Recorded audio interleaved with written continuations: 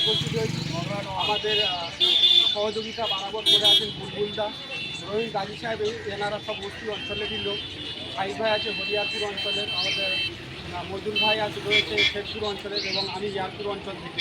তো বিভিন্ন অঞ্চল থেকে আমরা একত্রিত হয়েছি আজকের এই উস্তি থানার পাশে উস্তি এই যে চৌমাথার মোড়, মাথার মোড় আমরা উপস্থিত হয়েছি। আসাদুদ্দিন ঐশী সাহেব যে ব্যানার এবং পোস্টার দিয়েছেন যে সদস্য হওয়ার জন্য, সেই পোস্টার আমরা আজকে মারতে এসেছি। তো আমাদের মূল টার্গেট এটাই যে আগামী 2026 বিধানসভা, সেই বিধানসভা আমাদের টার্গেট রেখে আমরা লড়াই করব। কেননা আমরা দেখছি ইতিপূর্বে যে সমস্ত সরকার পশ্চিমবাংলার মাটিতে এসেছে তারা কিন্তু আমাদের হয়ে কোনো কাজই করেনি। একের পর এক প্রতিশ্রুতি দিয়েছে, কিন্তু আমাদের কোনো প্রতিশ্রুতি, আমাদের একটাও কাজের কাজ কিছু করেনি। তাই আমরা বিভিন্ন অঞ্চল থেকে আমরা একটি দায়িত্বশীল ব্যক্তি, AIMIM এর দায়িত্বশীল ব্যক্তি, তারা আজকের এই ওয়াকআপ আন্দোলনের জন্য যে মাননীয় মুখ্যমন্ত্রী তিনি বলছেন ওয়াকআপ আন্দোলন করতে গেলে আপনারা দিল্লি চলে যান, বাংলায় আন্দোলন করবেন না।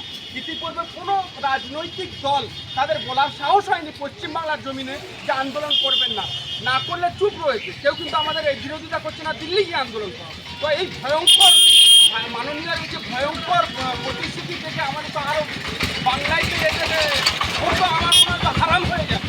কেননা যে আমার মসজিদের বিরুদ্ধে কথা বলে, যে আমার গোরস্থানের বিরুদ্ধে কথা বলে, যে আমার মাদ্রাসার বিরুদ্ধে কথা বলে, তাদের জন্য আমরা সংবিধানকে সামনে রেখে পিসফুল লড়াই করছি। আর সেই লড়াইয়ের আমাদের বাধা দিচ্ছে আমাদের পশ্চিমবঙ্গ সরকার, মাননীয় মুখ্যমন্ত্রী মমতা বন্দ্যোপাধ্যায়। প্রায় 2026 কেন কোনো রকমের কোনো একটাও ভোট পশ্চিমবাংলার মানুষ যাতে এই মাননীয় মুখ্যমন্ত্রী মমতা বন্দ্যোপাধ্যায় সরকারের না দেয়। কেননা তারা আমাদের ভোট দিচ্ছে, অথচ আমাদের পিসফুল আন্দোলন সাংবাদিক আমরা যে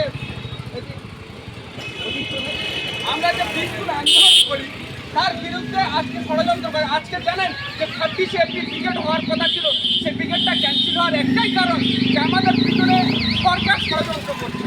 আজকের একের পর এক মন্ত্রীরা আমাদের ষড়যন্ত্র করছে, একের পর এক MLA ষড়যন্ত্র করছে।